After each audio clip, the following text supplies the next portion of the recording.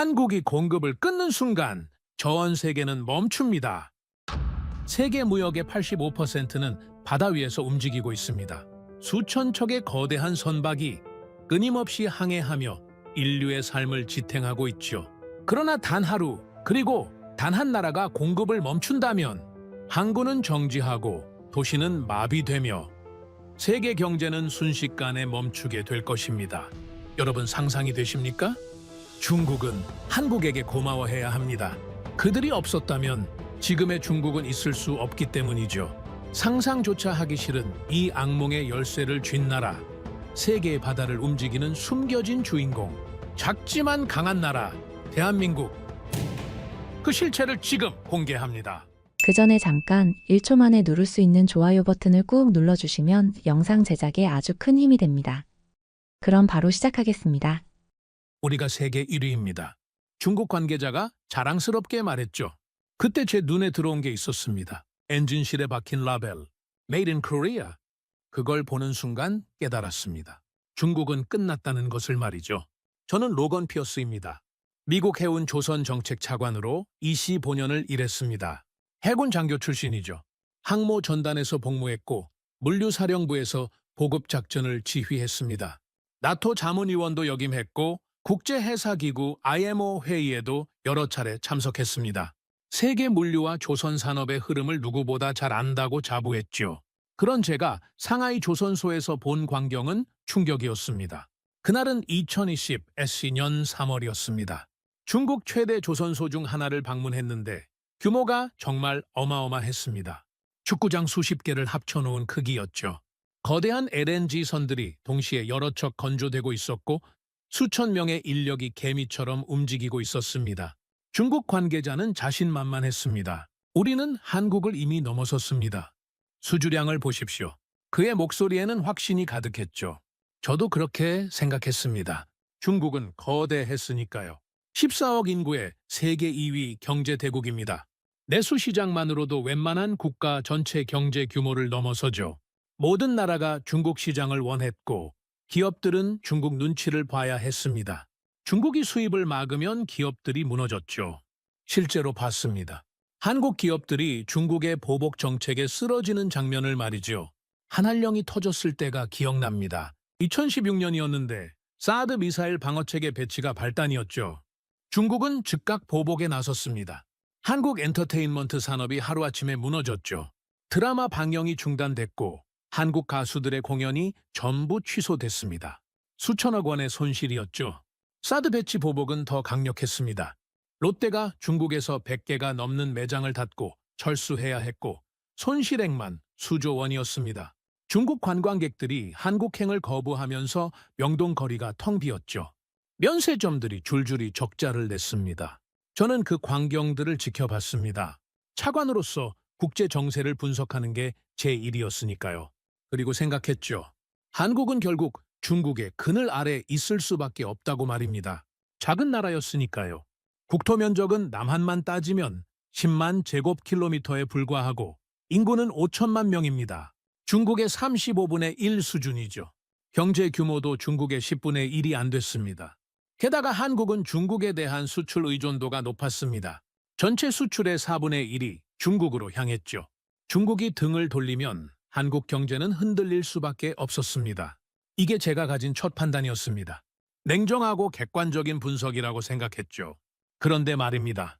그날 상하이 조선소에서 본 라벨이 모든 걸 바꿔놓았습니다. Made in Korea. 왜 중국 배에 한국산 엔진이 들어가 있습니까? 중국이 세계 1위라면서 왜 심장은 수입합니까? 의문이 들었죠. 저는 엔진실을 더 자세히 들여다봤습니다. HD 휴다이라는 글씨가 선명하게 새겨져 있었죠.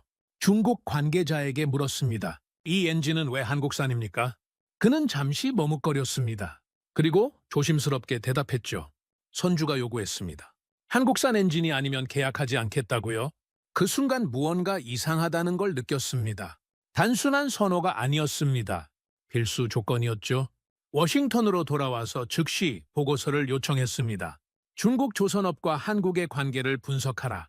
특히 엔진 공급 구조를 집중 조사하라. 일주일 뒤 책상 위에 놓인 보고서를 보고 손이 떨렸습니다. 숫자가 믿기지 않았죠. 2024년 중국이 수주한 선박은 무려 1711척이었습니다. 압도적이었죠.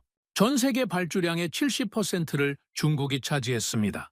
한국은 250척으로 고작 17%에 불과했죠. 표면적으로는 중국이 완벽한 승자처럼 보였습니다. 숫자만 보면 한국은 중국의 상대가 안 됐죠. 그런데 다음 페이지를 넘기는 순간 숨이 막혔습니다. 한국의 대중국 선박 엔진 수출액이 9억 달러였습니다. 1년치 수출액이죠.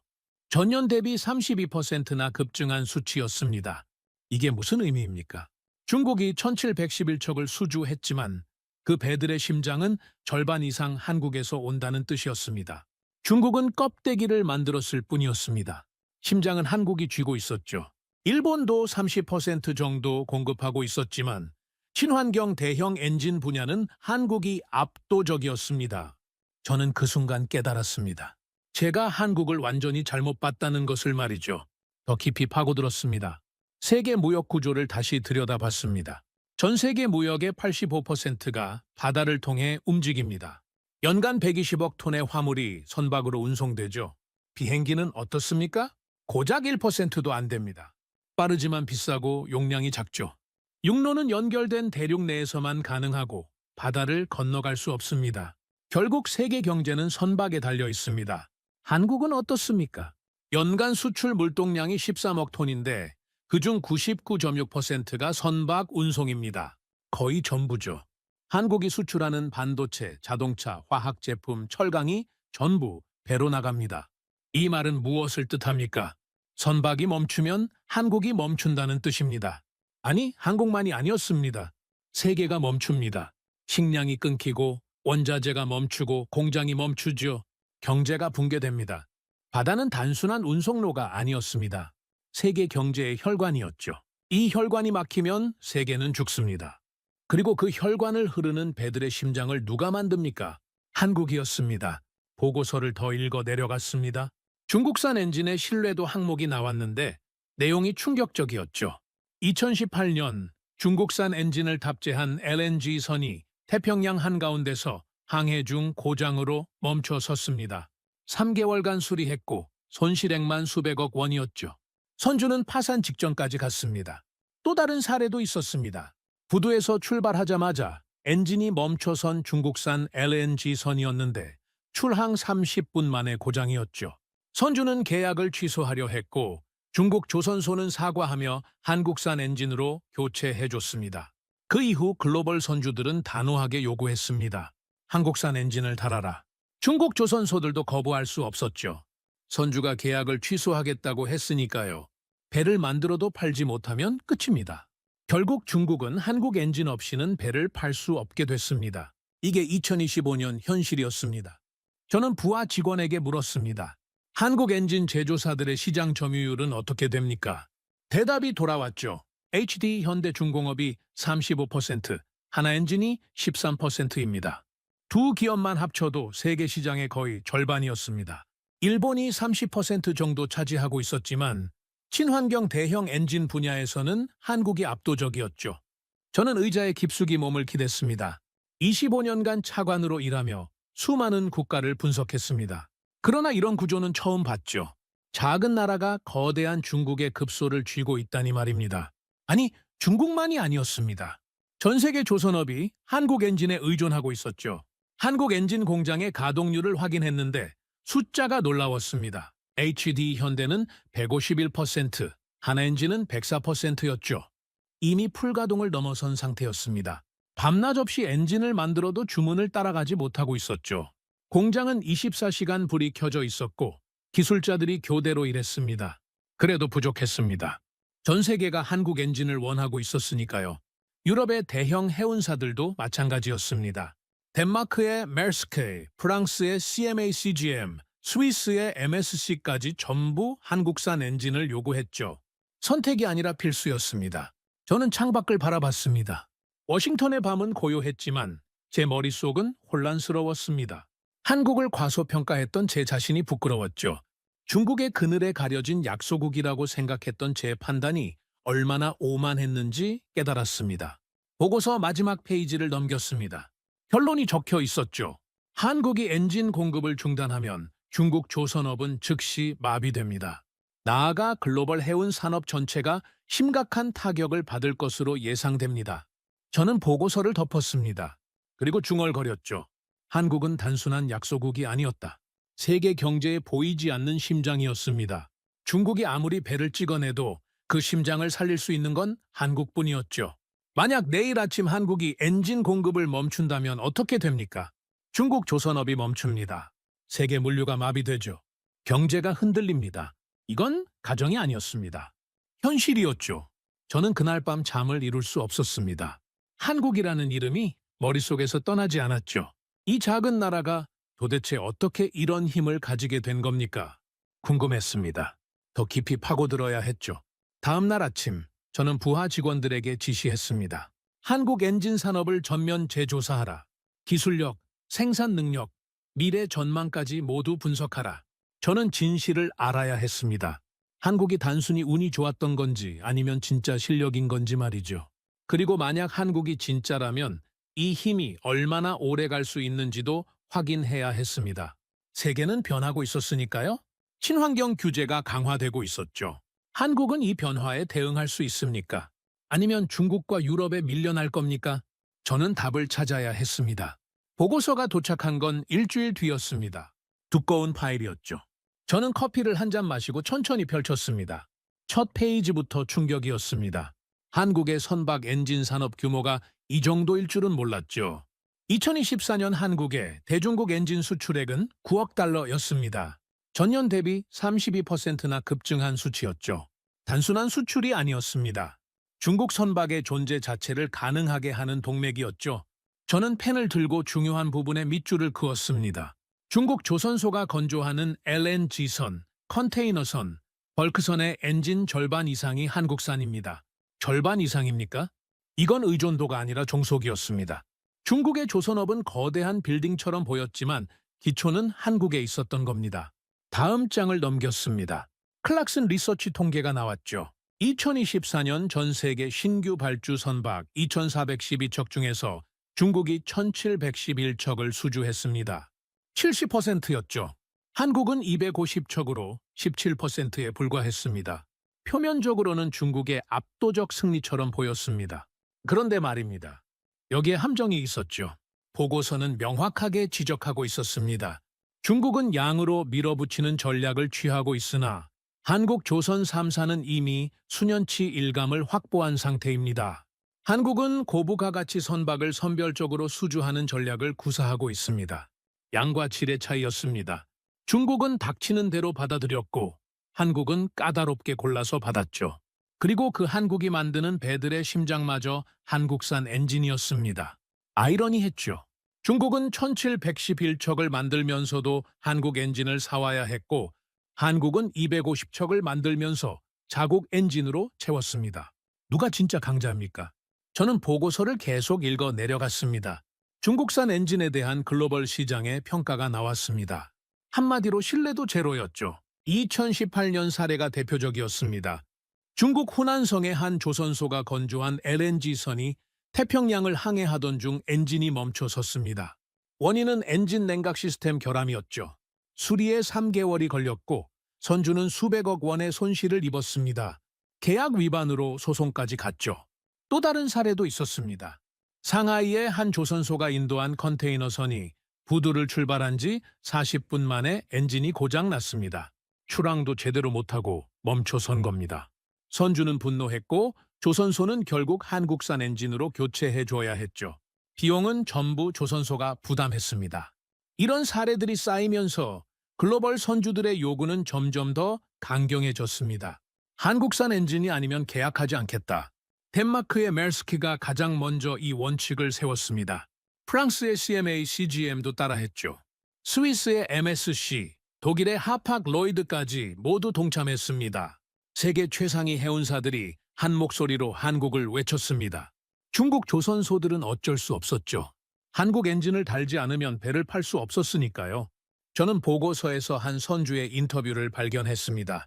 그리스의 대형 선주였는데 말이 인상적이었죠. 우리는 중국 조선소에 배를 발주합니다. 가격이 저렴하니까요.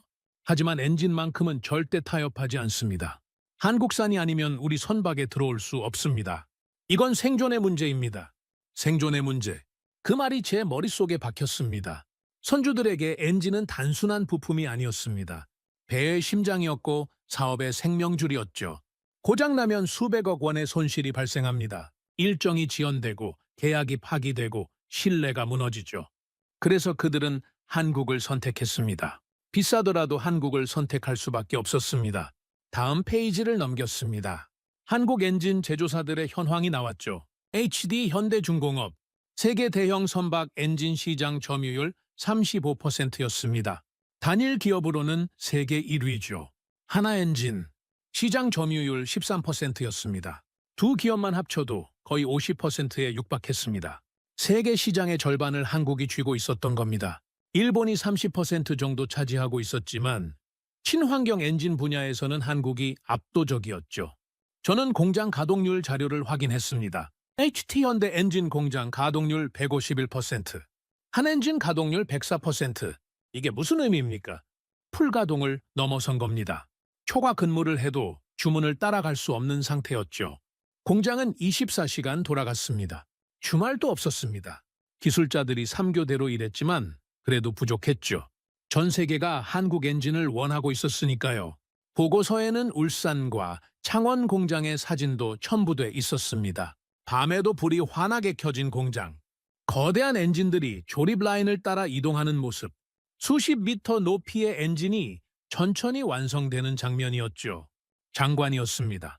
저는 사진을 한참 들여다봤습니다. 이곳이 세계 경제의 심장부구나 싶었죠. 보고서는 계속됐습니다. 한국 엔진의 기술적 우위에 대한 분석이 나왔습니다. 첫째, 내구성입니다. 한국 엔진은 평균 15년에서 20년을 고장 없이 작동합니다. 중국산은 5년도 버티기 힘들죠. 둘째, 연료 효율입니다. 한국 엔진은 같은 연료로 15%더 먼 거리를 갈 수 있습니다. 장거리 항해에서 이 차이는 엄청난 비용 절감으로 이어지죠. 셋째, 친환경 기술입니다. 한국은 LNG 이중연료 엔진, 메탄올 엔진, 암모니아 엔진까지 모두 개발했습니다. 중국은 아직 디젤 엔진 수준에 머물러 있죠. 저는 펜을 놓았습니다. 그리고 의자에 깊이 몸을 기댔습니다. 25년간 차관으로 일하면서 수많은 산업을 분석했습니다. 반도체, 자동차, 항공, 방위산업까지 다뤄봤죠. 그러나 이렇게 한 나라가 특정 분야를 완전히 장악한 사례는 처음 봤습니다. 한국은 단순히 잘하는 게 아니었습니다. 독점이었죠. 대체 불가능한 존재였습니다. 중국이 아무리 노력해도 따라잡을 수 없는 격차였습니다. 저는 창밖을 바라봤습니다. 워싱턴의 하늘은 맑았지만 제 마음은 복잡했습니다. 미국은 어떻습니까? 우리도 한국 엔진에 의존하고 있지 않습니까? 미국의 군함들도 상당수가 한국 기술이 들어간 엔진을 사용합니다. 민간 선박은 말할 것도 없죠. 저는 보고서 마지막 장을 펼쳤습니다. 결론 부분이었죠? 한국의 선박 엔진 산업은 현재 세계 해운의 핵심 인프라입니다. 중국은 한국 없이 조선업을 유지할 수 없으며 글로벌 해운사들도 한국 엔진 없이는 신규 선박을 발주할 수 없습니다. 한국이 공급을 중단하면 세계 물류는 즉시 마비될 것입니다. 저는 보고서를 덮었습니다. 그리고 중얼거렸죠? 나는 한국이 중국의 하청국가라 생각했다. 완전히 틀렸습니다. 진실은 정반대였죠. 중국이 한국의 심장 없이는 단 하루도 버티지 못했습니다. 중국의 조선업은 거대한 몸통이었지만 심장은 한국이 쥐고 있었던 겁니다. 심장이 멈추면 몸통도 죽습니다. 아무리 크고 화려해도 소용없죠. 저는 처음으로 한국을 위기 속 희망으로 인식하기 시작했습니다. 아니, 희망이 아니었습니다. 해답이었죠. 세계 경제가 한국의 심장 박동에 맞춰 움직이고 있었습니다. 이 작은 나라가 보이지 않는 곳에서 세계를 지배하고 있었던 겁니다. 저는 부하 직원을 불렀습니다. 한국의 친환경 엔진 기술을 더 자세히 조사하라. IMO 규제 강화와 연결해서 분석하라. 세계는 친환경으로 가고 있었습니다. 2027년부터 강화된 규제가 시작되죠. 한국은 이 변화에 준비돼 있습니까? 아니면 다른 나라들이 따라잡을 겁니까? 저는 알아야 했습니다. 한국의 힘이 일시적인 건지 아니면 지속 가능한 건지 말이죠. 그날 저녁, 저는 집으로 돌아가는 차 안에서 계속 생각했습니다. 한국이라는 나라가 점점 더 거대하게 느껴졌죠. 인구 5천만의 작은 나라. 그러나 세계 경제의 심장을 쥔 거인이었습니다. 만약 내일 한국이 엔진 공급을 멈춘다면 어떻게 됩니까? 중국 조선업이 멈춥니다. 유럽 해운사들이 패닉에 빠지죠. 미국도 타격을 받습니다. 세계 물류가 마비되고 경제가 흔들립니다. 이건 과장이 아니었습니다. 냉정한 분석의 결과였죠. 저는 차창 밖을 바라봤습니다. 워싱턴의 야경이 아름다웠지만 제 머릿속은 한국으로 가득했습니다. 이 나라를 더 깊이 알아야 했습니다. 표면이 아니라 본질을 봐야 했죠. 한국은 어떻게 이런 힘을 가지게 됐습니까? 그리고 이 힘을 얼마나 오래 유지할 수 있습니까? 저는 답을 찾아야 했습니다. 새로운 보고서가 도착했습니다. 친환경 엔진 시장 분석 자료였죠. 저는 첫 페이지를 펼치고 눈을 크게 떴습니다. 세계가 변하고 있었습니다. 아니, 이미 변했다고 해야 맞겠죠. 국제회사기구 IMO가 2050년 탄소 중립 목표를 선언했습니다. 2027년부터 강화된 규제가 시작되죠. 2028년까지 모든 신규 선박은 2008년 대비 탄소 배출량을 40% 이상 감축해야 합니다. 지키지 못하면 어떻게 됩니까? 막대한 탄소세가 부과되죠. 톤당 최대 50만 원씩 부과됩니다. 대형 선박 한 척이면 연간 수백억 원이 추가로 나가는 겁니다. 선주들은 선택의 여지가 없었습니다. 기존 선박을 버리고 친환경 선박으로 갈아타야 했죠. 노후 선박은 퇴출될 수밖에 없었습니다. 전 세계 해운업계가 발칵 뒤집혔습니다. 신규 엔진 수요가 폭발적으로 증가했죠. 그런데 말입니다. 친환경 엔진을 만들 수 있는 나라가 많지 않았습니다. 보고서는 명확하게 지적하고 있었죠. 현재 상용화된 친환경 선박 엔진을 대량 생산할 수 있는 국가는 한국과 일본뿐입니다. 그 중에서도 한국이 기술적으로나 생산 능력으로나 압도적입니다. 저는 다음 페이지를 넘겼습니다. LNG 이중연료 엔진 항목이 나왔습니다. LNG는 액화천연가스죠. 기존 디젤 연료보다 이산화탄소 배출량을 20에서 30% 감축합니다. 황산화물과 미세먼지는 거의 제로 수준으로 줄이죠. 국제 해운업계는 LNG를 친환경 전환의 핵심으로 봤습니다. 2024년 신규 발주 LNG 추진선이 264척이었습니다. 전년 대비 2배나 폭증한 수치였죠. 그런데 이 배들의 엔진은 누가 만듭니까? 한국이었습니다. HD현대와 한엔진이 수백 척 분량을 수주했죠. 몇 년치 일감이 이미 확보된 상태였습니다. 저는 LNG 수치를 보며 숨을 삼켰습니다. 세계는 이미 한국의 엔진으로 바다를 달리고 있었던 겁니다. 중국은 어떻습니까? 보고서를 확인해봤죠. 중국은 아직 LNG 엔진 상용화에 실패하고 있었습니다. 시제품은 만들었지만 대량 생산은 불가능했죠. 기술 격차가 최소 5년에서 10년이었습니다. 유럽은 어떻습니까? 독일과 덴마크가 개발 중이었지만 한국보다 한참 뒤처져 있었습니다. 결국 세계 해운사들은 한국을 찾을 수밖에 없었습니다. 선택지가 없었죠. 저는 보고서를 계속 읽어 내려갔습니다. 다음은 메탄올 엔진이었습니다. 메탄올은 LNG보다 더 친환경적인 연료였죠. 이산화탄소 배출량을 최대 60에서 70%까지 줄일 수 있습니다. 게다가 기존 항만 인프라를 그대로 사용할 수 있다는 장점이 있었죠. 글로벌 2위 선사인 덴마크의 마이어스가 2023년에 선언했습니다. 2030년까지 메탄올 연료선을 실전 투입하겠다. 업계가 술렁였죠. 메르스가 움직이면 다른 선사들도 따라올 게 뻔했으니까요. 실제로 그렇게 됐습니다. 2024년 메탄올 추진선 신규 발주가 166척이었습니다. 폭발적인 증가였죠. 그런데 이 메탄올 엔진은 누가 만듭니까? 또 한국이었습니다. HD 현대 힘센이 세계 최초로 메탄올 엔진을 상용화했습니다. 출시 직후 346대 계약을 따냈죠. 시장 점유율이 72%였습니다. 저는 숫자를 다시 확인했습니다. 72%, 거의 독점 수준이었죠. 메탄올 시장에서도 한국은 이미 왕좌에 앉아 있었습니다. 경쟁자가 없었습니다. 중국은 아직 개발 단계였고 유럽은 시제품 테스트 중이었죠. 한국이 최소 3년에서 5년은 앞서 있었습니다. 저는 의자에서 일어나 창밖을 바라봤습니다. 워싱턴의 하늘은 흐렸지만 제 머릿속은 점점 더 명확해지고 있었습니다.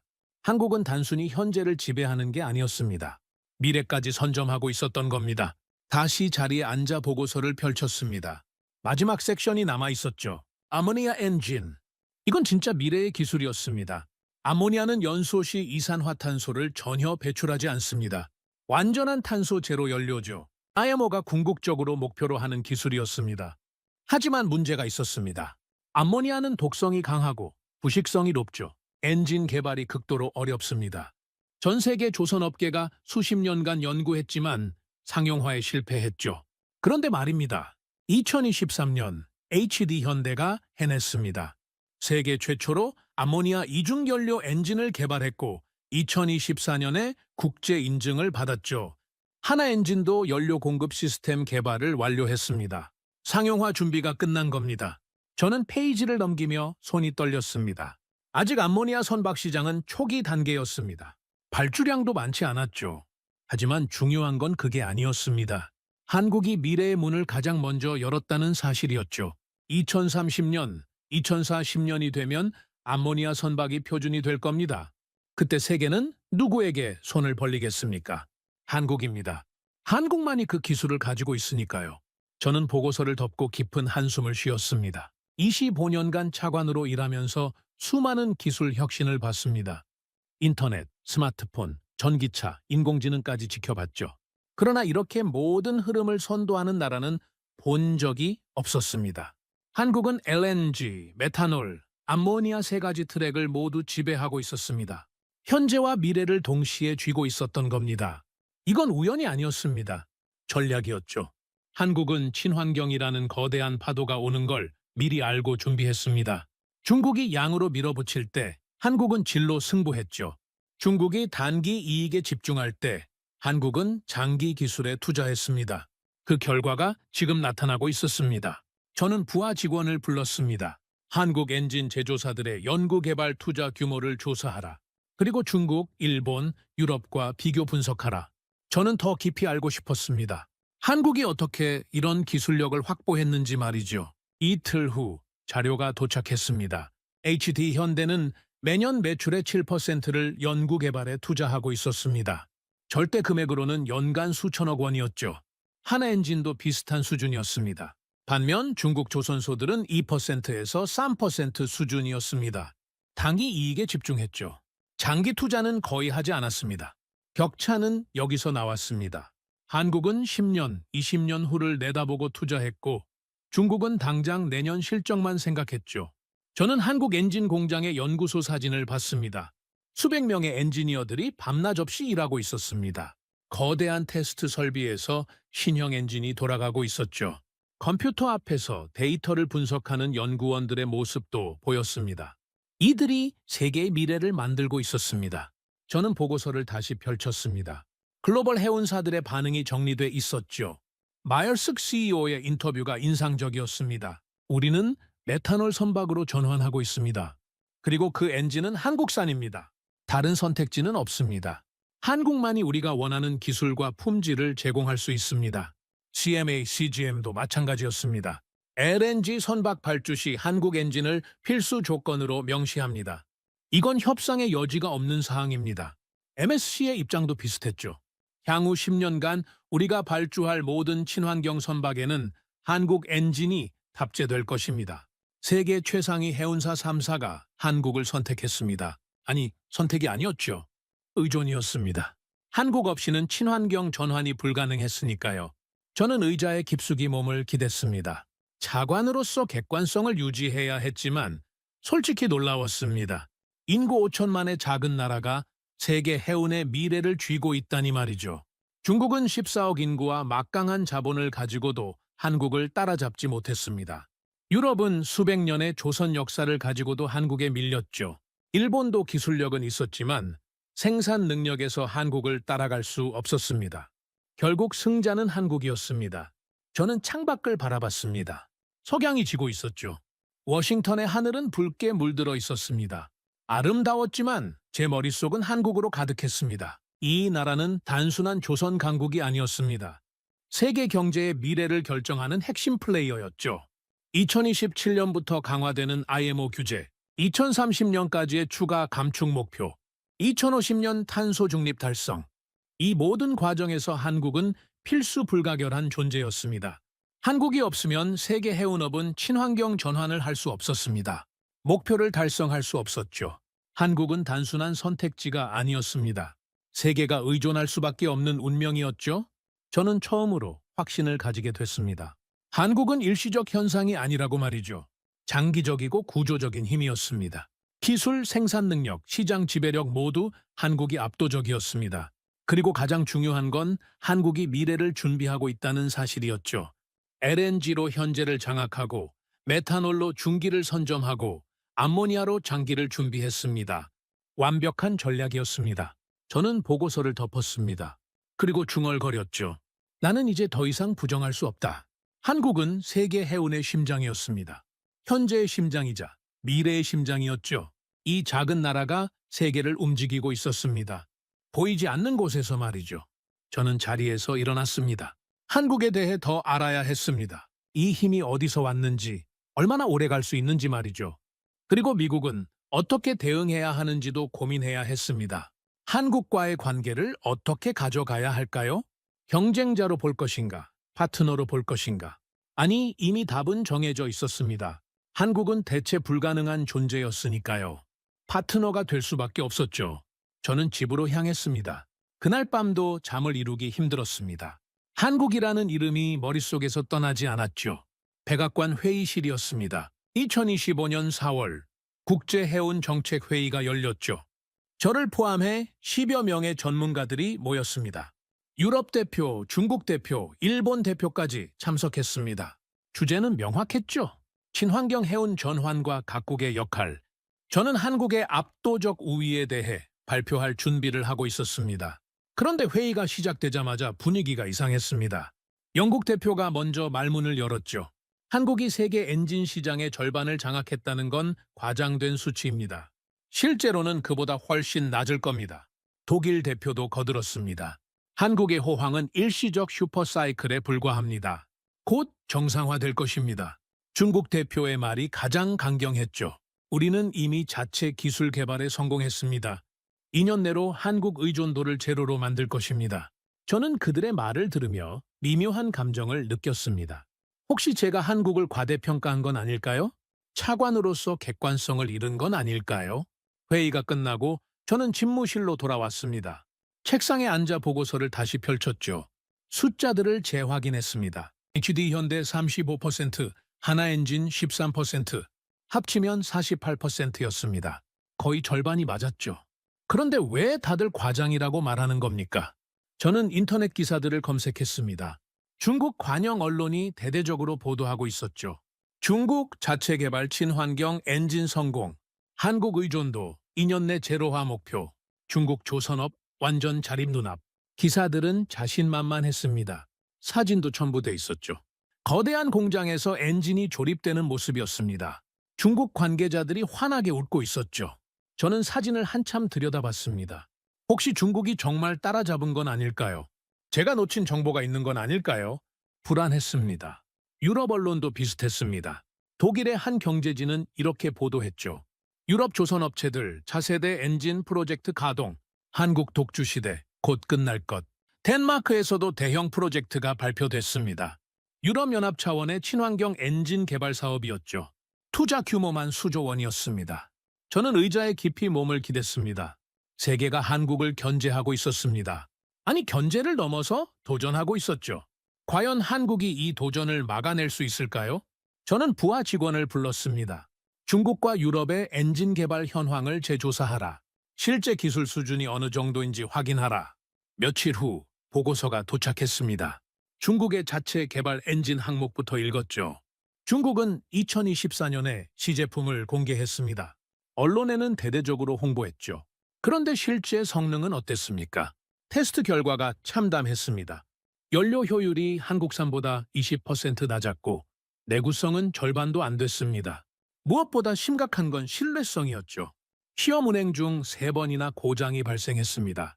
선주들이 외면했습니다. 중국산은 믿을 수 없다.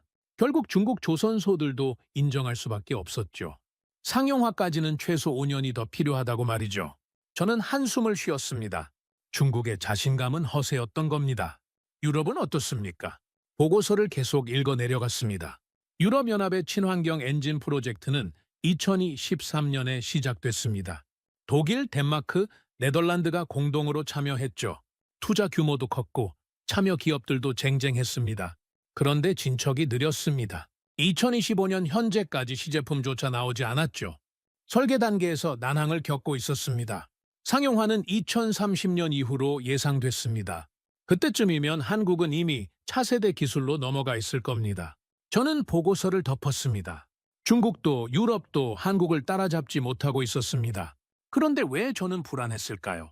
회의실에서 들었던 말들이 자꾸 머릿속을 맴돌았습니다. 한국의 독주는 오래가지 못할 것이다. 일시적 호황에 불과하다. 정말 그럴까요? 저는 다른 각도에서 생각해 봤습니다. 한국 내부는 어떻습니까? 과연 이 속도를 유지할 수 있을까요? 새로운 자료를 요청했습니다. 한국 엔진 산업의 내부 현황 분석이었죠. 이틀 후 자료가 도착했습니다. 첫 페이지부터 우려스러운 내용이 나왔습니다. 한국 엔진 공장들이 과부하 상태였습니다. 가동률이 150%를 넘어서고 있었죠. 이건 정상이 아니었습니다. 공장이 한계를 넘어서 돌아가고 있다는 뜻이었습니다. 기술자들의 과로 문제도 심각했습니다. 24시간 3교대로 일해도 인력이 부족했죠. 신규 채용을 해도 숙련공을 단기간에 양성할 수 없었습니다. 엔진 제작은 고도의 기술이 필요했으니까요. 부품 공급망에도 병목 현상이 나타나고 있었습니다. 특수합금 소재가 부족했고 정밀 부품 납기가 지연되고 있었죠. 일부 선박 인도가 차질을 빚었습니다. 한 달에서 두 달 정도 지연됐죠. 선주들이 불만을 표시하기 시작했습니다. 한국도 완벽하지 않구나. 저는 자료를 읽으며 가슴이 답답했습니다. 한국의 심장이 과열되고 있었습니다. 이 속도로 가면 언젠가 멈출 수도 있었죠. 그때 중국과 유럽이 따라잡을 수도 있었습니다. 저는 창밖을 바라봤습니다. 워싱턴의 하늘은 어두웠습니다. 비가 올 것 같았죠. 제 마음도 무거워졌습니다. 혹시 한국의 시대가 생각보다 짧게 끝나는 건 아닐까요? 일시적 호황이라는 말이 맞는 건 아닐까요? 저는 차관으로서 객관성을 지켜야 했습니다. 한국을 과대평가해서는 안 됐죠. 그날 밤 저는 집에서도 계속 생각했습니다. 한국에 대한 확신이 흔들리고 있었습니다. 다음 날 아침 긴급 보고가 들어왔습니다. 중국 최대 조선소가 대형 계약을 따냈다는 소식이었죠. 그리스의 한 선주가 컨테이너선 10척을 발주했습니다. 계약 조건이 파격적이었습니다. 한국산보다 30% 저렴한 가격이었죠. 선주는 적에 혹했습니다. 일단 중국에 맡겨보자. 저는 보고서를 읽으며 불안했습니다. 중국이 가격으로 밀어붙이기 시작했습니다. 한국이 기술로 앞서도 가격 경쟁에서 밀릴 수 있었죠. 그런데 이틀 후 반전이 일어났습니다. 그리스 선주가 계약 조건을 수정했다는 소식이었습니다. 엔진은 반드시 한국산으로 장착할 것. 중국 조선소가 당황했죠. 한국산 엔진을 쓰면 원가가 올라갑니다. 가격 경쟁력이 사라지죠. 하지만 선주는 양보하지 않았습니다. 한국산 엔진이 아니면 계약을 취소하겠다. 결국 중국 조선소가 수용했습니다. 한국산 엔진을 쓰기로 합의했죠. 저는 이 소식을 듣고 깊은 인상을 받았습니다. 선주들의 신뢰는 쉽게 흔들리지 않았습니다. 가격이 저렴해도 고장나면 손실이 더 크니까요. 결국 신뢰가 승리했습니다. 저는 다시 자료들을 펼쳤습니다. 이번에는 냉정하게 분석했습니다. 한국의 공급 지연 문제는 심각했습니다. 하지만 일시적 현상이었죠. 한국 정부와 기업들이 이미 대책을 세우고 있었습니다. 신규 생산 라인 증설이 진행 중이었고 기술자 양성 프로그램도 가동됐습니다. 부품 공급망도 다변화하고 있었죠. 1년 정도면 정상화될 것으로 예상됐습니다. 중국의 도전은 어떻습니까? 기술 격차가 최소 5년이었습니다. 그 사이 한국은 더 앞서 나갈 겁니다. 유럽의 프로젝트는 2030년 이후나 결실을 맺을 겁니다. 그때쯤이면 한국은 암모니아 엔진 시장까지 장악하고 있겠죠. 저는 보고서들을 정리했습니다. 그리고 결론을 내렸습니다. 한국은 흔들리고 있었습니다. 과부하 상태였고 공급 지연도 발생했죠.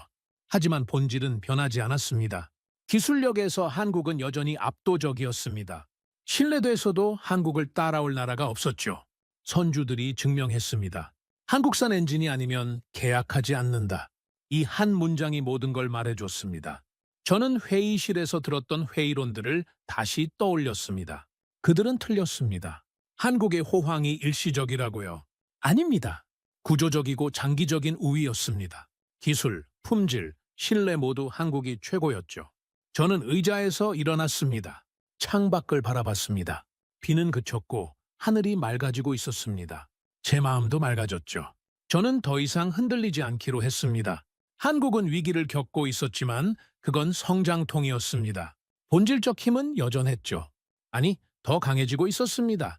저는 부하 직원을 불렀습니다. 한국 엔진 산업의 중장기 전망을 재분석하라. 이번에는 더 깊이 파고들어라. 저는 확신을 가지고 싶었습니다. 흔들림 없는 확신 말이죠. 한국이 정말 세계의 미래인지 제대로 검증하고 싶었습니다. 그날 저녁, 저는 혼자 술을 한 잔 마셨습니다. 한국에 대한 생각이 복잡했지만 한 가지는 분명했습니다. 이 작은 나라는 단순한 옵션이 아니라는 것이죠. 세계가 의존할 수밖에 없는 필수였습니다. 회의론자들이 뭐라고 하든 숫자는 거짓말하지 않았습니다. 한국은 여전히 세계의 심장이었습니다. 저는 한국에 가기로 결정했습니다. 보고서만으로는 부족했죠. 직접 눈으로 보고 싶었습니다. 2025년 5월 인천공항에 도착했습니다. 첫 방문지는 울산이었습니다. HB 현대 엔진 공장이 있는 곳이죠. 공장에 도착한 건 오후 2시였습니다. 입구부터 압도적이었습니다. 수십 헥타르 규모의 거대한 공장이 펼쳐져 있었죠. 안내를 맡은 관계자가 말했습니다. 이곳에서 세계 선박의 심장이 만들어집니다. 공장 안으로 들어갔습니다. 첫 번째로 본 건 거대한 조립 라인이었죠. 수십 미터 높이의 엔진들이 천천히 이동하고 있었습니다. 수백 명의 기술자들이 정밀하게 작업하고 있었죠. 용접 불꽃이 튀었고 기계음이 울려 퍼졌습니다. 저는 한 엔진 앞에 멈춰 섰습니다. 10층 건물 높이만 한 엔진이었죠. 관계자가 설명했습니다. 이건 LNG 이중연료 엔진입니다. 완성까지 6개월이 걸리고 3,000개 이상의 부품이 들어갑니다. 저는 엔진을 올려다봤습니다. 이게 세계를 움직이는 심장이구나 싶었습니다. 관계자가 계속 설명했습니다. 현재 가동률이 151%입니다. 주문이 너무 많아서 24시간 풀가동 중입니다. 밤에도 공장이 돌아간다는 뜻이었죠. 기술자들은 3교대로 일합니다. 그래도 인력이 부족합니다. 저는 한 기술자에게 다가가 물었습니다. 힘들지 않습니까? 그는 땀을 닦으며 대답했습니다. 힘들죠. 하지만 자부심이 있습니다. 제가 만든 엔진이 전 세계 바다를 달립니다. 그의 눈빛이 반짝였습니다. 피곤해 보였지만 자신감이 넘쳤죠. 저는 그 순간 깨달았습니다.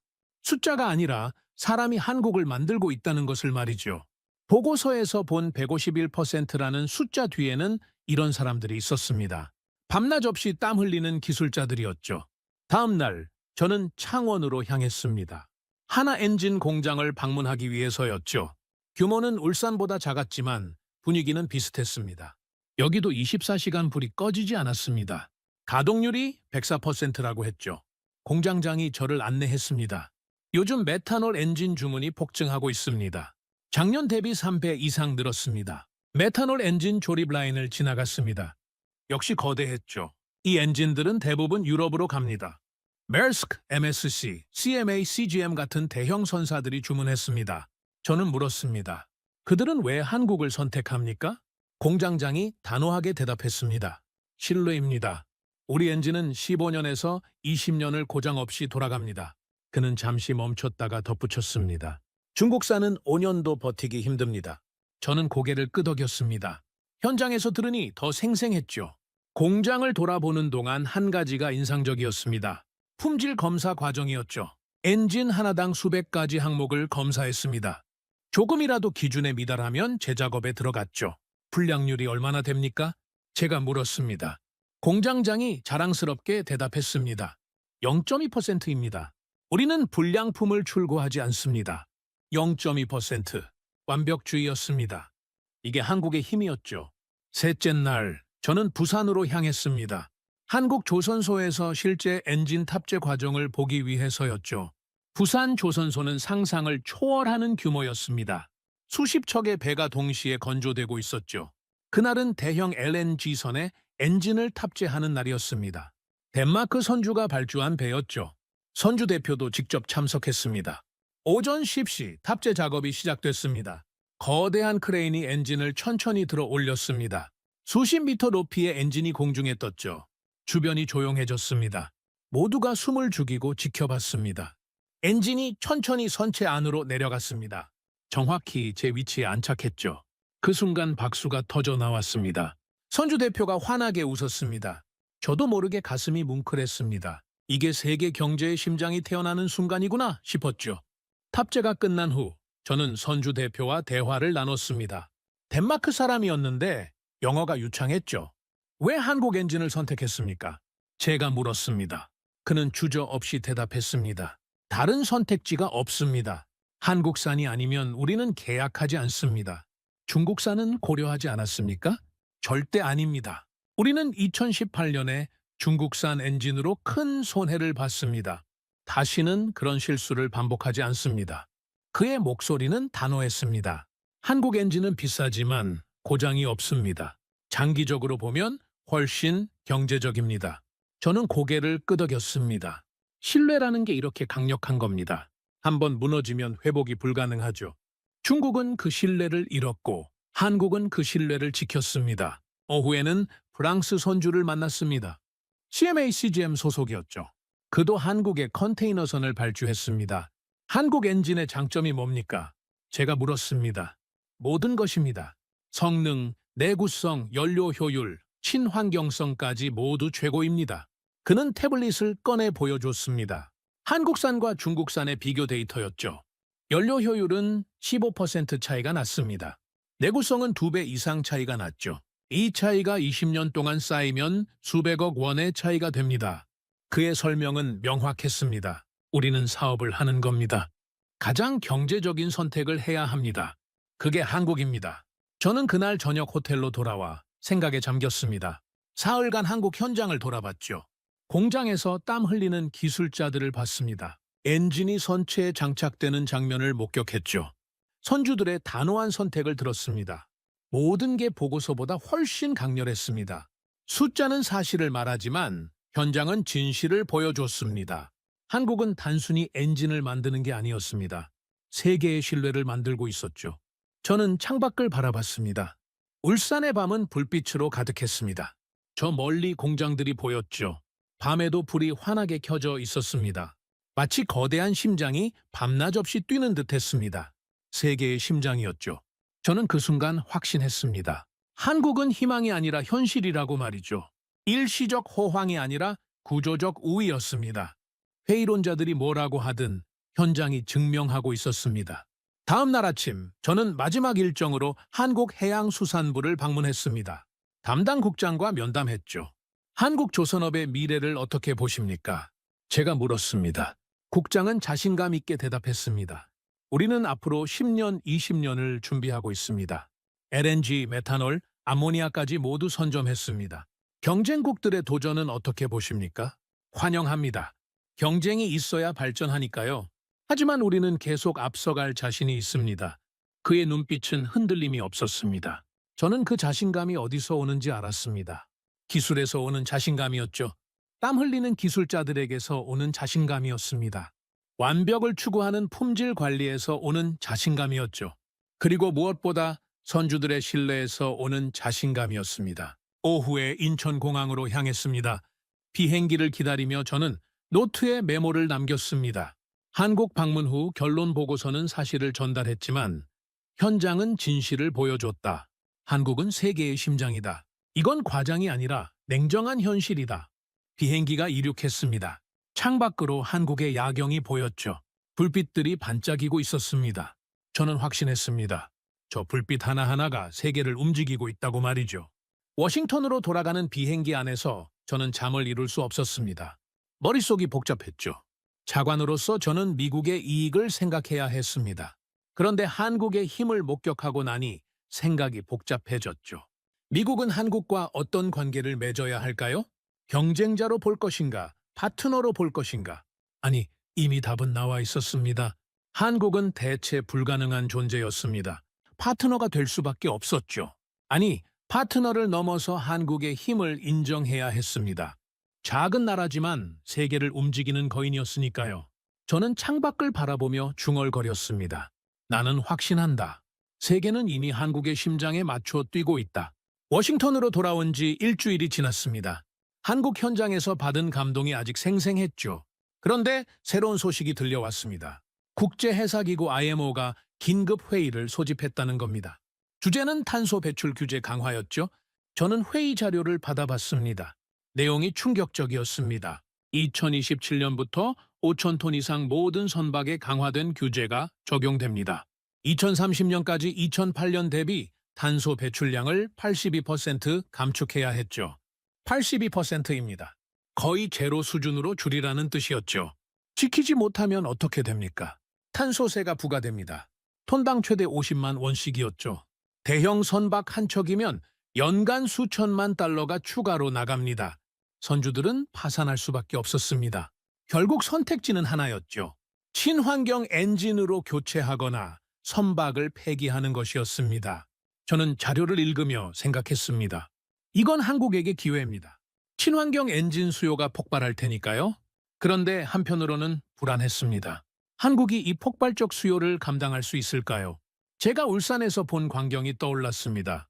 가동률 151%, 이미 한계를 넘어선 상태였죠. 기술자들은 지쳐 있었고 공급망은 병목 현상을 보이고 있었습니다. 새로운 보고서를 요청했습니다. 한국 엔진 산업의 공급 능력 분석이었죠. 이틀 후 보고서가 도착했습니다. 우려스러운 내용이 가득했습니다.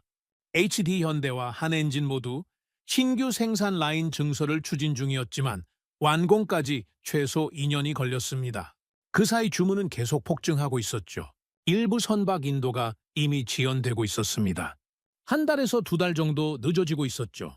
선주들이 불만을 표시하기 시작했습니다. 노르웨이의 한 선주는 공개적으로 비판했죠. 한국도 완벽하지 않다. 납기를 지키지 못한다. 저는 이 기사를 보며 가슴이 철렁했습니다. 신뢰에 금이 가기 시작한 겁니다. 더 나쁜 소식이 이어졌습니다. 중국이 움직이기 시작했죠. 중국 관영 언론이 대대적으로 보도했습니다. 중국 친환경 엔진 국산화 성공, 한국 의존도 탈피, 완전 자립 달성. 베이징에서 대규모 기자회견이 열렸습니다. 중국 최대 조선소 회장이 나와서 선언했죠. 우리는 더 이상 한국 엔진이 필요 없습니다. 우리 기술로 충분합니다. 기자회견장에는 신형 엔진이 전시돼 있었습니다. 겉보기에는 그럴듯해 보였죠. 저는 이 뉴스를 보며 불안했습니다. 혹시 중국이 정말 따라잡은 건 아닐까요? 유럽도 가만히 있지 않았습니다. 독일과 덴마크가 공동으로 프로젝트를 발표했죠. 유럽형 친환경 엔진 개발 완료, 2년 내 상용화, 투자 규모만 수조 원이었습니다. 독일의 유명 조선업체들이 모두 참여했죠. 언론은 떠들어댔습니다. 한국 독주 시대 막을 내리나, 친환경 엔진 시장 삼국 경쟁 체제로. 저는 이런 기사들을 보며 혼란스러웠습니다. 제가 한국 현장에서 본 것은 무엇이었습니까? 압도적 기술력이었고 흔들리지 않는 신뢰였죠. 그런데 지금 세계는 한국의 독주가 끝난다고 말하고 있었습니다.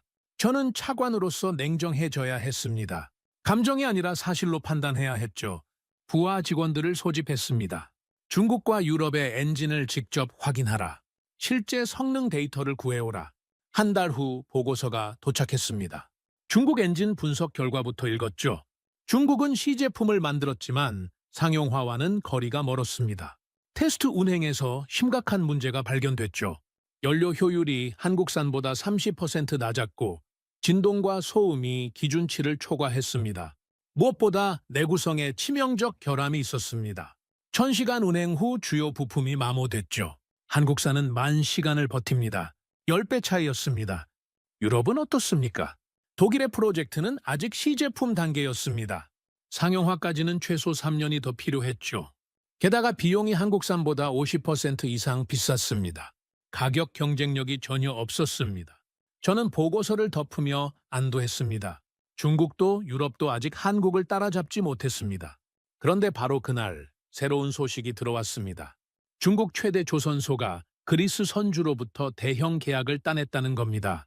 컨테이너선 15척이었죠. 계약 금액만 수조 원이었습니다. 중국은 파격적 조건을 제시했습니다. 한국 조선소보다 40% 저렴한 가격이었죠. 선주는 혹했습니다. 일단 중국에 맡겨보자. 저는 이 소식을 듣고 심장이 철렁했습니다. 중국이 가격으로 밀어붙이기 시작한 겁니다. 한국이 기술로 앞서도 저가 공세 앞에서는 무력할 수 있었죠. 며칠간 저는 불안했습니다.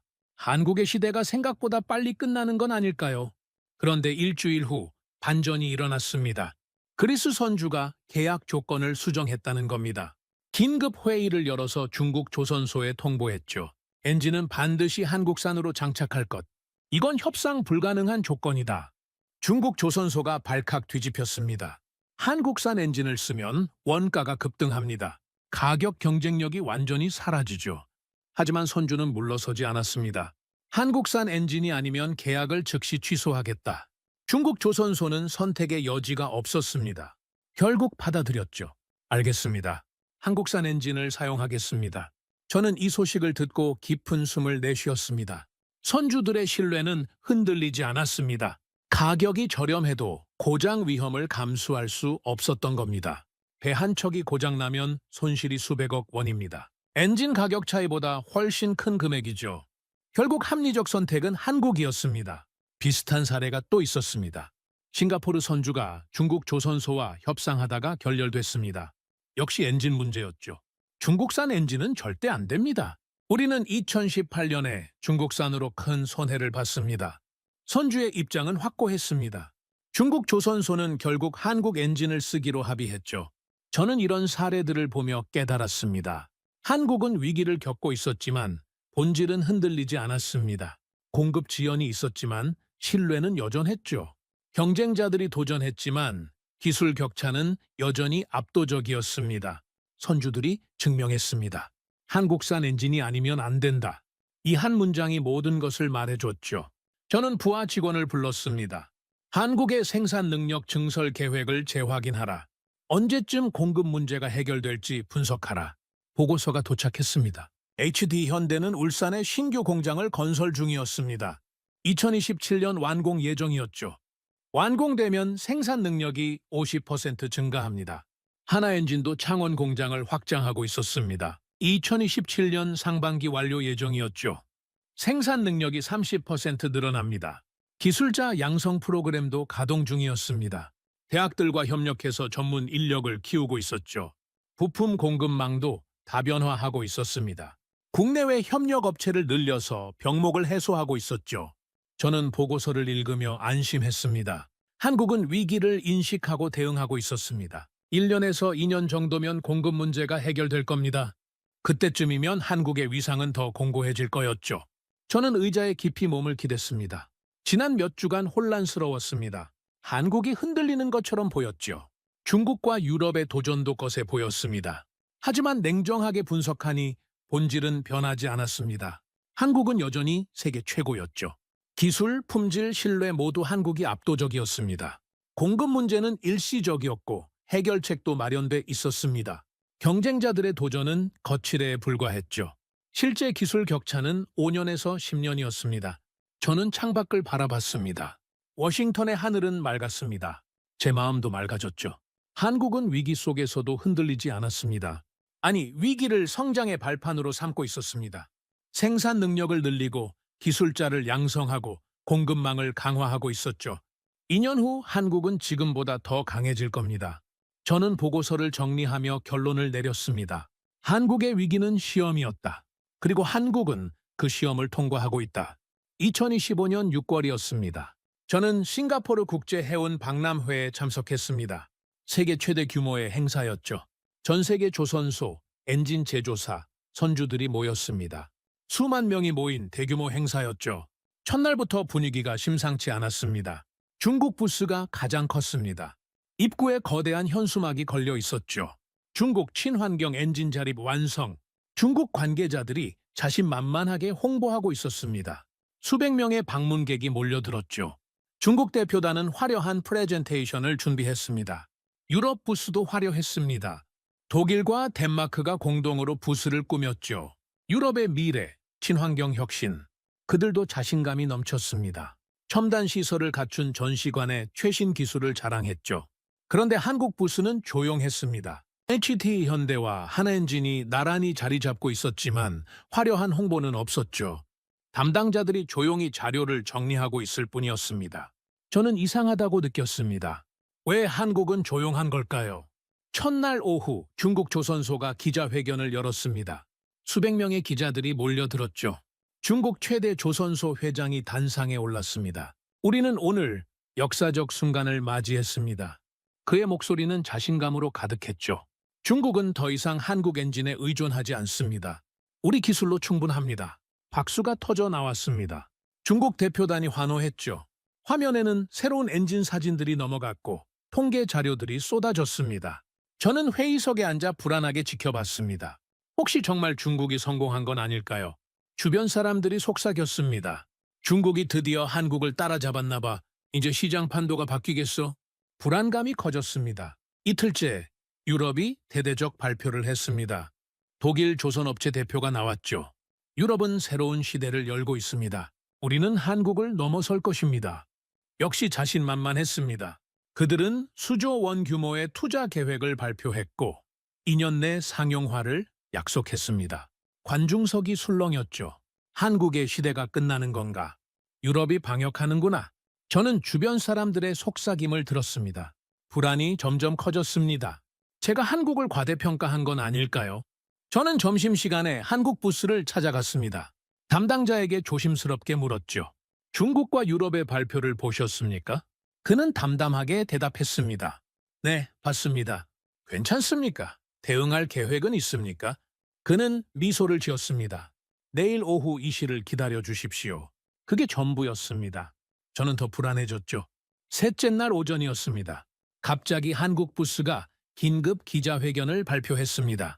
특별 발표가 있습니다. 오후 2시 메인홀에서 뵙겠습니다. 박남 회장이 술렁이기 시작했습니다. 한국이 무엇을 준비한 걸까요? 저는 심장이 두근거렸습니다. 오후 2시 메인홀은 인산인해였습니다. 수천 명이 몰려들었죠. 중국과 유럽 대표단도 전부 참석했습니다. 저도 앞자리에 앉았습니다. 무대 위에 거대한 스크린이 걸려 있었습니다. 음악이 흘러나오고 조명이 어두워졌죠. HD 현대 사장이 단상에 올랐습니다. 여러분, 오늘 우리는 미래를 보여드리겠습니다. 그의 목소리는 차분했지만 강렬했습니다. 스크린에 영상이 떴습니다. 새로운 엔진이 화면 가득 펼쳐졌죠. 차세대 LNG 메탄올 하이브리드 엔진입니다. 관중석이 조용해졌습니다. 모두가 숨을 죽이고 지켜봤죠.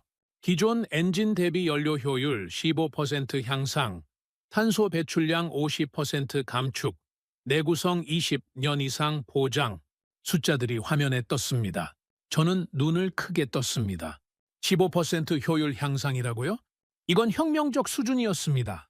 업계 표준을 완전히 뒤엎는 수치였죠. 그리고 가격은 기존 모델과 동일합니다. 관중석이 술렁이기 시작했습니다. 성능은 올리고 가격은 그대로라니 이게 가능한 겁니까?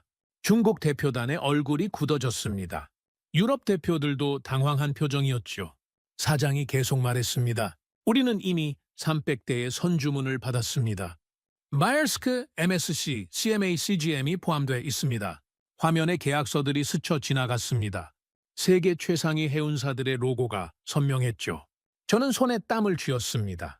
이건 단순한 신제품 발표가 아니었습니다. 게임 체인저였죠. 그런데 발표는 거기서 끝나지 않았습니다. 한엔진 사장이 무대에 올랐습니다. 저희도 발표할 게 있습니다. 그가 말했습니다. 암모니아 연료 공급 시스템 상용화 완료. 관중석이 웅성거렸습니다. 암모니아라고요. 탄소 배출 제로 연료였죠.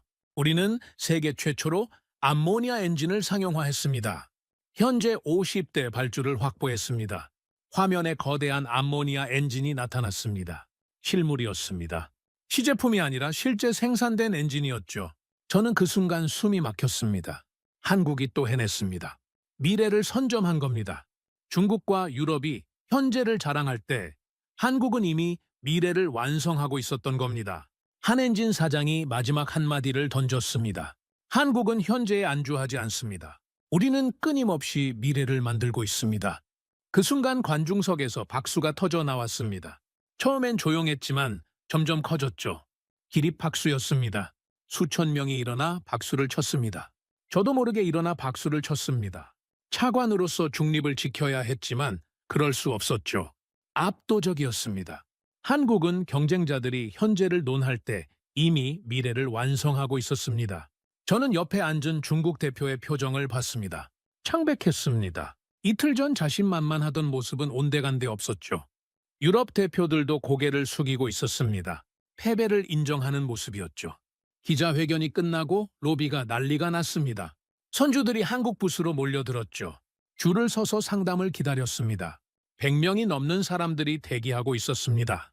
마일스크 CEO가 직접 나타났습니다.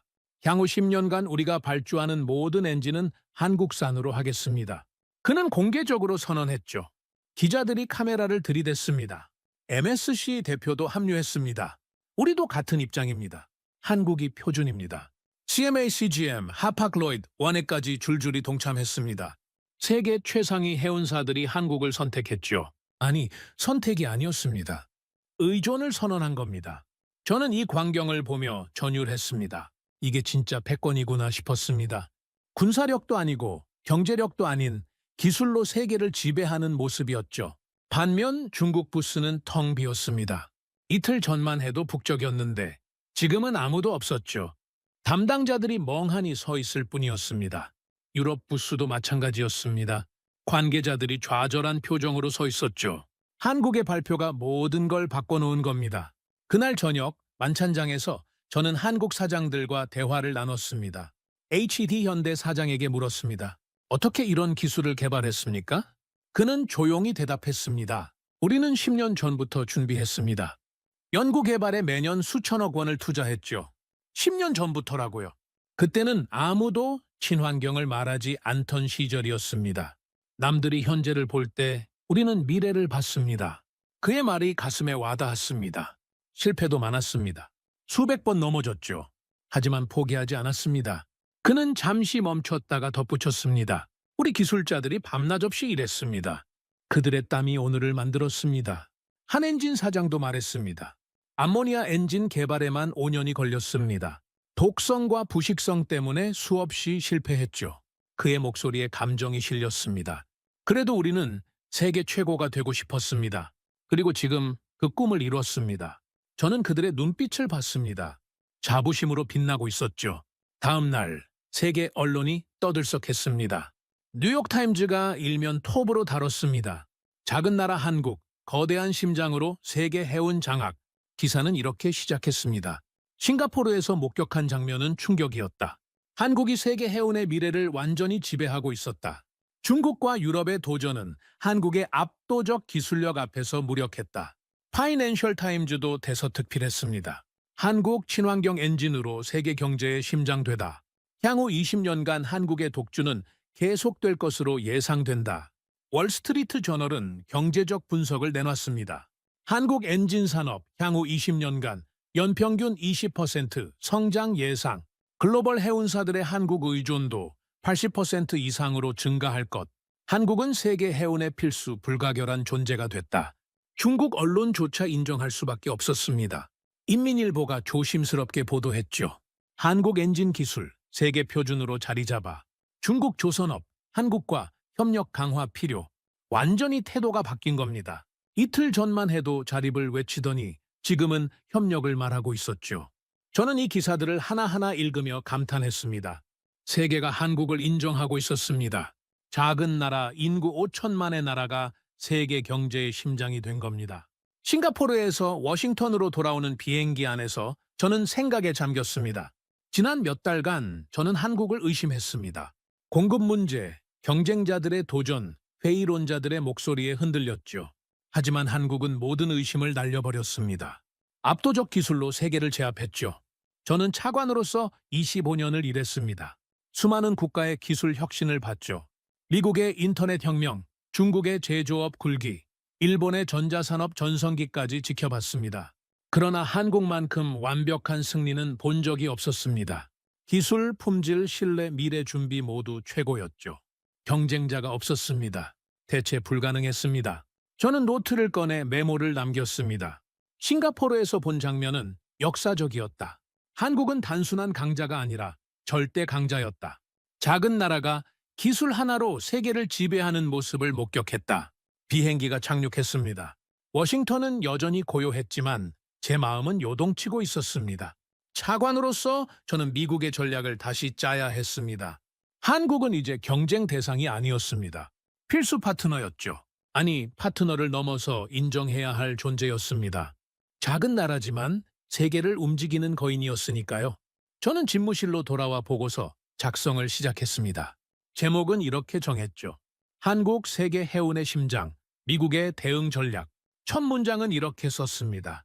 한국은 이제 세계 경제에서 대체 불가능한 존재다. 우리는 이 현실을 인정하고 한국과의 전략적 파트너십을 강화해야 한다. 저는 키보드를 두드리며 확신했습니다. 한국의 시대가 시작됐다고 말이죠. 싱가포르 박람회 이후 6개월이 지났습니다. 2025년 12월이었죠. 저는 워싱턴 집무실에서 한 해를 정리하고 있었습니다. 책상 위에는 각국에서 온 보고서들이 쌓여 있었습니다. 한국에 관한 자료들이었죠. 1년 전만 해도 한국은 제게 낯선 나라였습니다. 지금은 제 업무의 중심이 됐죠. 저는 첫 번째 보고서를 펼쳤습니다. 제목이 인상적이었습니다. 한국, 세계 해운의 필수 인프라로 자리 잡다. 내용을 읽어 내려갔습니다. 2025년 한 해 동안 전 세계에서 발주된 친환경 선박 엔진의 75%가 한국산이었습니다. 75%입니다. 거의 독점 수준이었죠. 나머지 25% 중 20%는 일본이었고 5%만이 기타 국가들이었습니다. 중국은 어떻게 됐습니까? 시장 점유율 제로였습니다. 단 한 건의 수주도 없었죠. 싱가포르에서의 참패 이후 중국은 완전히 무너졌습니다. 선주들이 외면했고 조선소들도 한국 엔진만 찾았습니다. 중국 조선소들은 결국 한국 엔진을 수입해서 장착할 수밖에 없었죠. 아이러니했습니다. 1년 전 자립을 외치던 중국이 지금은 한국 의존도가 더 높아진 겁니다. 유럽도 마찬가지였습니다. 독일과 덴마크의 프로젝트는 2028년으로 연기됐습니다. 기술적 난관을 극복하지 못했던 겁니다. 투자한 자금만 수조 원인데 결과물은 나오지 않았죠. 결국 세계는 한국만 바라보고 있었습니다. 저는 다음 보고서를 펼쳤습니다. 국제 정세 분석 자료였죠. 각국 정부가 한국과의 협력을 강화하고 있었습니다. 미국 정부는 지난 10월 한국과 해운 기술 파트너십을 공식 발표했습니다.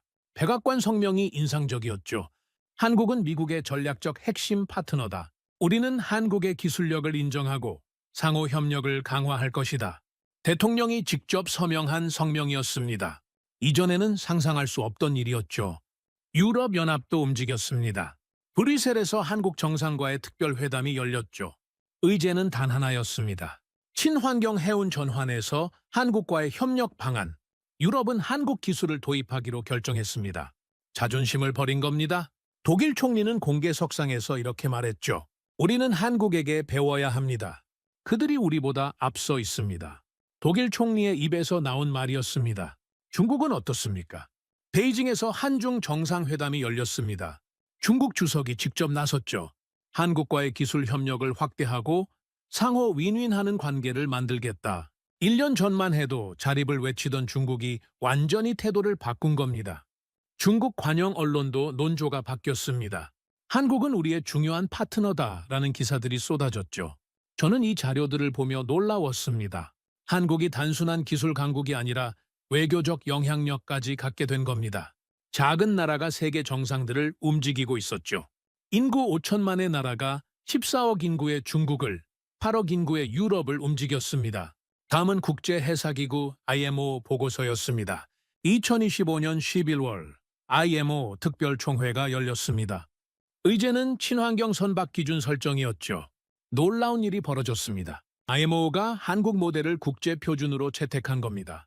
한국의 LNG 메탄올 하이브리드 엔진을 친환경 선박의 기준 모델로 삼는다. 공식 발표였습니다. 145개 회원국이 만장일치로 찬성했죠. 한국 기술이 세계 표준이 된 겁니다. 이게 무슨 의미입니까? 앞으로 모든 나라가 친환경 선박을 만들 때 한국 기준을 따라야 한다는 뜻이었습니다. 한국이 룰을 만든 겁니다. 게임의 규칙을 정하는 자가 진짜 지배자입니다. 한국이 바로 그 자리에 올라선 겁니다. 저는 보고서를 읽으며 감탄했습니다. 기술적 리더십을 넘어서 제도적 리더십까지 확보한 겁니다. 다음 자료는 경제 전망 보고서였습니다. 골드만삭스가 발표한 분석이었죠. 한국 엔진 산업 향후 20년간 연평균 25% 성장 예상, 2045년까지 누적 수출액 3천억 달러, 돌파 전망 3천억 달러입니다. 천문학적 숫자였죠. 한국 GDP에서 차지하는 비중이 점점 커질 겁니다. 모건 스탠리 보고서도 비슷했습니다. 한국은 세계 해운의 핵심 인프라가 됐다. 이 지위는 최소 30년간 유지될 것이다. 30년입니다. 한 세대가 넘는 기간이죠. 보고서는 이렇게 덧붙였습니다. 한국의 독점 지위를 깨트릴 수 있는 국가는 현재 존재하지 않는다. 존재하지 않는다는 표현이 강렬했습니다. 저는 이 숫자들을 보며 생각했습니다. 한국의 힘은 일시적이 아니라 구조적이라고 말이죠. 저는 의자에서 일어나 창밖을 바라봤습니다. 워싱턴의 겨울은 춥고 어두웠습니다. 하지만 제 마음은 뜨거웠죠.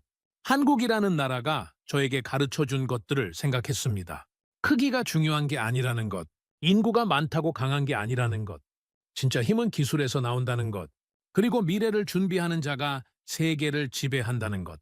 저는 책상으로 돌아와 마지막 자료를 펼쳤습니다. 한국 언론 기사 모음이었습니다. 한국 신문들이 자국의 성취를 보도하고 있었죠. 대한민국 세계 해운의 심장이 되다. 작은 나라의 위대한 승리. 우리 기술자들이 세계를 움직인다. 기사들은 자부심으로 가득했습니다. 그런데 과장이 없었죠. 모두 사실이었습니다. 기사 말미에 한 기술자의 인터뷰가 실려 있었습니다. 제가 울산에서 만났던 그 기술자였죠.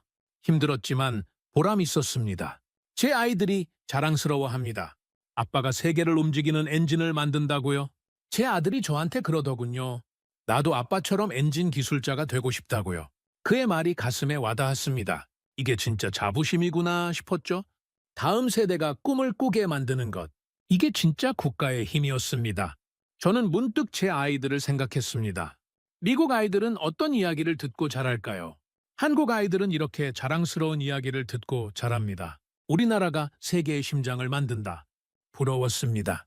저는 컴퓨터를 켜고 최종 보고서를 작성하기 시작했습니다. 미국 대통령에게 올릴 보고서였죠.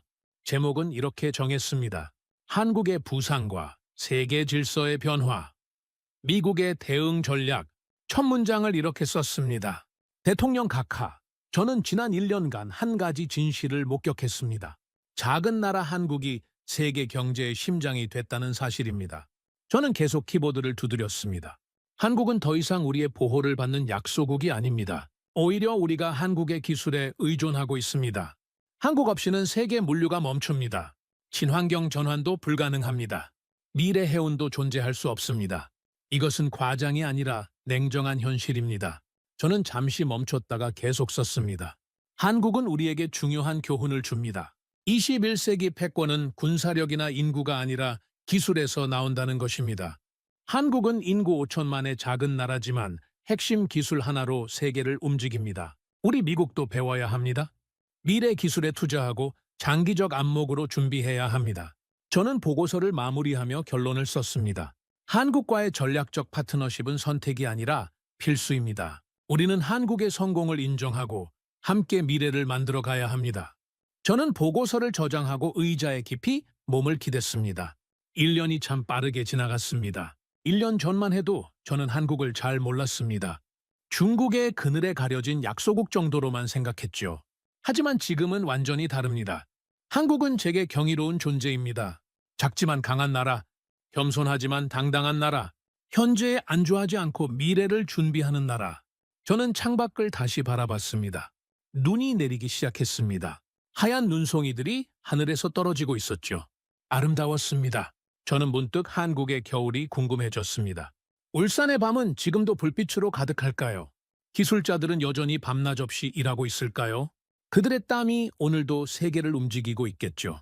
저는 노트를 꺼내 마지막 메모를 남겼습니다. 2025년 12월, 나는 확신한다. 한국은 21세기에 보이지 않는 제국이다. 작은 영토, 적은 인구지만 세계의 심장을 쥐고 있다. 만약 내일 아침 한국이 엔진 공급을 멈춘다면 세계 경제는 정지할 것이다. 이것이 한국의 힘이다. 이것이 기술의 힘이다. 저는 펜을 놓았습니다. 그리고 깊은 숨을 내쉬었죠. 25년간 차관으로 일하며 수많은 나라를 분석했습니다. 강대국들의 흥망성쇠를 지켜봤죠. 소련의 붕괴, 중국의 부상, 일본의 정체, 유럽의 통합까지 모두 봤습니다. 그러나 한국만큼 인상적인 나라는 없었습니다. 조용히, 그러나 확실하게 세계의 중심으로 올라선 나라. 누구도 예상하지 못했던 승리를 거둔 나라. 저는 책상 서랍을 열었습니다. 1년 전 상하이 조선소에서 찍은 사진이 있었죠. 메이드 인 코리아 라벨이 선명한 엔진 사진이었습니다. 저는 사진을 오래 들여다봤습니다. 이 작은 라벨이 세계를 바꿨습니다. 이 라벨 뒤에는 수만 명의 기술자들이 있었습니다. 밤낮 없이 일하고 실패를 두려워하지 않고 최고를 추구하는 사람들이었죠. 그들이 한국을 만들었습니다. 그들이 세계를 움직이고 있었습니다. 저는 사진을 다시 서랍에 넣었습니다. 그리고 컴퓨터를 껐습니다. 1년의 마지막 날이었죠. 내일이면 새해가 시작됩니다. 2026년. 한국은 또 어떤 기적을 보여줄까요? 암모니아 엔진이 본격적으로 양산되겠죠. 또 다른 혁신이 나올 수도 있습니다. 한국은 멈추지 않을 겁니다. 저는 외투를 입고 집무실을 나섰습니다. 복도는 조용했습니다. 대부분의 직원들이 퇴근한 상태였죠. 저는 엘리베이터를 타고 1층으로 내려갔습니다. 밖은 눈이 많이 내리고 있었습니다. 거리가 하얗게 덮여 있었죠. 저는 눈 속을 걸으며 생각했습니다. 한국이라는 나라가 세계에 준 메시지를 말이죠. 크기가 중요한 게 아니다. 기술이 중요하다. 인구가 많다고 강한 게 아니다. 준비된 자가 강하다. 현재에 안주하지 마라. 미래를 만들어라. 이 메시지는 한국만의 것이 아니었습니다. 전 세계 모든 나라에 해당되는 진리였죠. 특히 미국에게도 해당됐습니다. 우리도 안주해서는 안 됐습니다. 한국처럼 미래를 준비해야 했죠. 저는 집으로 걸어가며 마지막으로 중얼거렸습니다. 나는 미국의 차관으로 이 자리에 왔다. 그러나 지금은 한 사람의 관찰자로서 말한다. 한국은 21세기의 기적이다. 작은 나라가 핵심 기술 하나로 세계를 흔들었다. 이것이 새로운 패권의 모습이다. 나는 경의를 표한다. 한국은 세계의 심장이다. 눈은 계속 내렸습니다. 하지만 제 마음은 따뜻했습니다. 한국이라는 이름이 제 가슴 속에 새겨져 있었죠. 그리고 저는 확신했습니다. 이 이야기를 후손들이 기억할 것이라고 말이죠. 21세기 초 작은 나라 한국이 세계를 움직였다.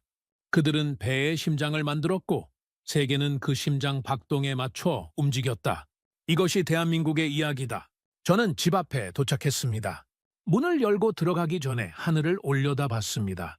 눈송이들이 끊임없이 내리고 있었습니다. 아름다웠죠. 저는 문득 생각했습니다.